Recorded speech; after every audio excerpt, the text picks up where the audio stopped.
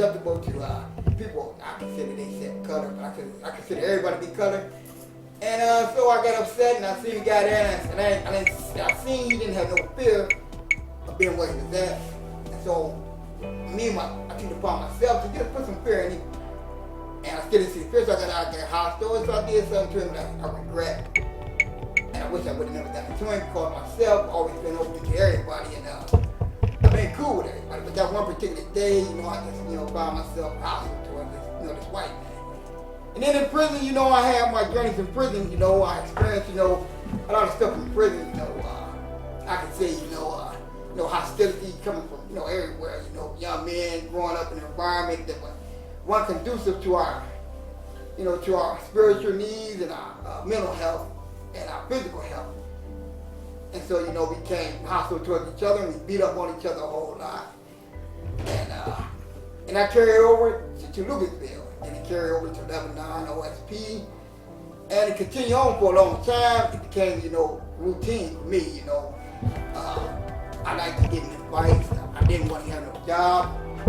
I didn't see getting skill to be important to me. I seen reading to be very a fundamental thing to me, and learning how to comprehend, people and the stuff I read and the stuff I come across was very necessary to me, I believe, in developing my overall growth as a man.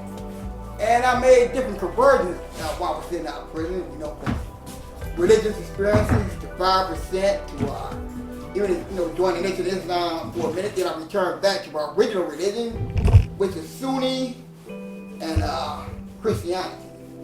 And Buddhism, I find that to be a good organization that teaches you how to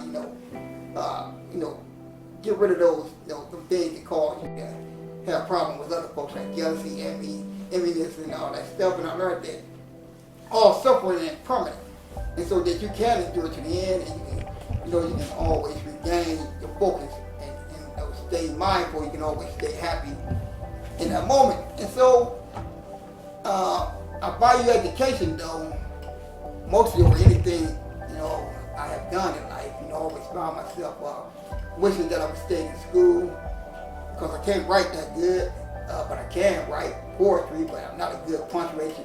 I don't use punctuation good, and I'm not good with structured sentences, but I do make good poetry, and so I like writing poetry, and I like singing songs and stuff like that.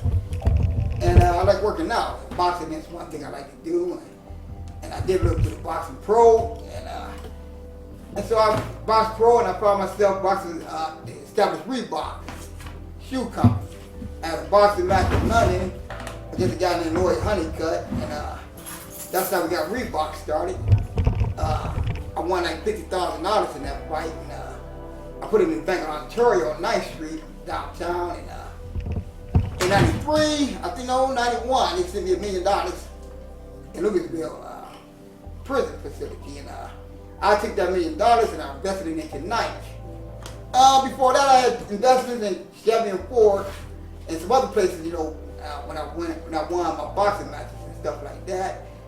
And So was your parents Vietnamese? My parents are Vietnamese. I haven't seen them in years, and I wish I could. Well, I seen them in the three prisons I was at. I got a chance to see them there, because it was a weird experience, but it's a long story. I'm gonna go that route right then and now. But I did get a chance to see her when I was younger, like in the 80s. I visited Vietnam, and I visited Japan, and I visited Saudi Arabia. I got people in Africa too. I visited there, and but the best place that I thought was a hell of an experience, though. With Japan and Vietnam, Saudi Arabia, what was Argentina? They had some very beautiful women there, so that was a place that I found that was very pleasant to be, and kind of hot and humid down there a little bit too, and so yeah, my parents, they was cool, man. My mother, when I first met her, she told me that she was my mother. It was difficult for me to accept at first, because I wanted to, I really wanted to be black. And when I found out that that wasn't the case, it kind of hurted me, and I didn't know how to deal with it. And I was resentful of the fact that the truth come out that I wasn't black, and I didn't know how to take it at first, not for a long time, but for a short period of time, it kind of bothered me. And then I had to go through some problems, and I had to go through another bout of finding out if my father was my real father, because he had to take a blood test, and that was kind of stressful, because I was like, damn, I found out my mother wasn't my real mother. Now I'm going to see it's my father. He's truly my real father. So I went behind his building on Euclid while he's downtown or whatnot, getting his blood test, and he come back to where he knew I was hanging out at. He come back there and he see me, and he said, you know what, man, I got the blood results. And I said, what did it say, man? What did it say? And he said, man, he gave me a long story before he told me. He said, man, I want you to know, son, it don't matter, man, how the results turn out. I want you to know you still gonna be my son. I love you. Blase, blase, went through the whole thing. And I'm getting scared. I'm thinking, oh, man, he's gonna tell me he's my father. Then he said, yeah, I'm your father. And I said, oh, man, yeah. and so I'm happy, man. I believe that Kelvin Matthews was my father, because I didn't want nobody else to be my father, you know. Because I didn't want nobody else, you know, at the time, it's just, you know, but then, you know, him and my mother, the Vietnamese lady, they used to talk, but, you know, they talk and stuff, but I don't know, Kelvin didn't really want to pursue it, but she did, so they still like Kelvin, but he didn't really want to pursue it, because he was kind of, you know, Kelvin was kind of like, you know, he was a loner his whole life, man, you know, and he didn't know how to, you know, deal with certain stuff and understand where he was coming from, because stuff, you know, what affects you in a way where, you know, you just don't want to, you know, get too, you know, you don't want to get too personal with people. And so he wouldn't get too personal with me, I call him.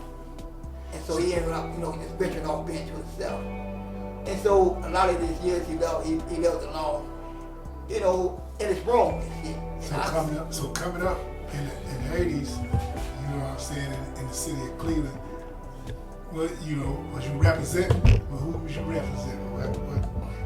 What was you representing out there? Well, in the city of Cleveland, I represented the Matthews brothers. You know, I hung out with Denny's, BCOs, and Assassins, and AKCC, but I liked it, all them groups and shit. But I think I like the Outlaws the best, because, you know, they appear to, you know, be guys who would, you know, protect their, you know, their community, and they stuck together real tough, man. Even in prison they stuck together, but, you know, I forgot what it was when I got to prison, but on the streets, you know, we hung real tight now. Dynamite Devils, I liked them because they was organized. They got down the way, you know, had them situated where, you know, there was, you know, they knew how to get money and stuff, and they, you know, it was really a serious group, and it was, you know, someone they respected their neighborhood, but after he went to jail, you know, they fell into a lot of hoodlums, you know, type bullshit, but before that, they was pretty, like, you know, respectable, you know, guys in the community, you know, they had their little fights with, be like, different gangs, but they weren't really going up and down the street robbing people, you know, and taking shit from people, you know, they would do a lot of dancing and stuff and shit, but then after they got go to jail, then, you know, they used to have to rob and looting people, breaking the stores, and, you know, destroying their community. And so they weren't really, you know, doing the thing that, you know, the man Donald Ray, you know, wanted them to do in the first place, which should be, you know, guys who, you know, has a certain amount of respect for their neighborhood, their community, and people respecting them, and they wouldn't come on their turf and disrespect the people that live there.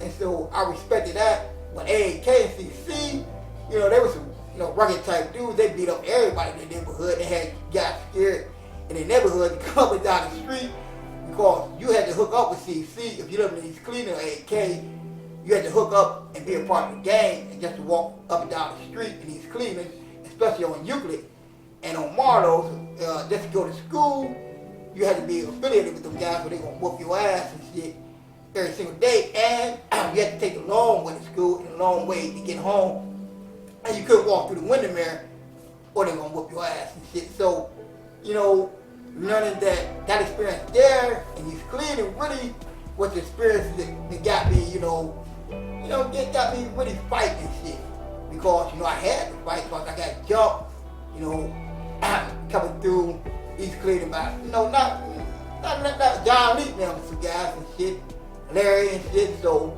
they jumped me and shit. So after that, you know, I started whooping their ass and shit like every day and shit. So, you know, they had to respect me and shit. And then I went to Thomas Jefferson. And Thomas Jefferson was a good experience because I already knew them dudes around there because I grew up with them. And we all was close-knit. And the dudes off on the 5, Cordell and T-Nell, those was my dudes and shit. So we all respect Keith Nettle and them, all them guys are my guys. So we have respect Thoroughbreds, Booty, and Kevin McDermott, Bernard Sawyer, Mike Sawyer, and C. Miller the Killer and all them dudes, and what's my dude that Mo Ellington and all them guys and shit. Those are the guys I really like right there, because those are the guys who taught me how to fight and shit, really. They taught me how to box, the Sawyer brothers and Kevin McDermott and Randolph and them, and I learned how to fight from them guys, cause when we get in fights around there, guys get to wrestling, they'll break it up. Bigger brothers like Dermot, them will pull you apart until you square off with your hands and shit. Ain't no wrestling shit going on. So I basically learned how to box, you know, dealing with them and a guy named Anthony Mumford and my stepfather, Freddie, you know, showed me how to box. And so my experiences, you know, with them was just boxing. Then, you know, I got my experience and you know, I got my little thing going, you know, where I did things on Eddie Road and shit, you know. I put together some shit there, and you know, we got, you know, got our shit developed. You know, I consider us, you know, to be, you know, made, man, because that's what we was and shit. And we weren't really gang banging, you know. We was selling, you know, selling, you know, weight and shit, what we want to call that shit. And we get made to pay, and then we took over the stores around there, and we did everything we could do. You know, we did what we supposed to do and shit. And we got paid. You know, it didn't, you know, last too long because, you know, shit got broken up and shit. And, you know, I credit that to Quincy Jones. My grandfather, Quincy Jones, a great music producer, phony ass songwriter who stole all my music. The man Tracy Patty wrote, and he gave it to Michael Jackson in 83, but we wrote the music in 81. Then once again, he stole some music from me in 83. That I was singing to this girl named Kim in front of the building. He stole it from me. And then at OSP, you know, he stole music there. The whole world said he stole it. And he stole the music while I was at... That's down at the Supermax. Yeah, Supermax. Yeah, he stole my music there. Everybody see me writing. So where did you go to ride up on the prison? What years? I went to prison in 1987. How old was you then? Well, I was 16 when they said I was 18. Well, I say 18 years old. How much time you ended up doing it? Man, I'm doing 32 years in it. 32 years, that's a lifetime.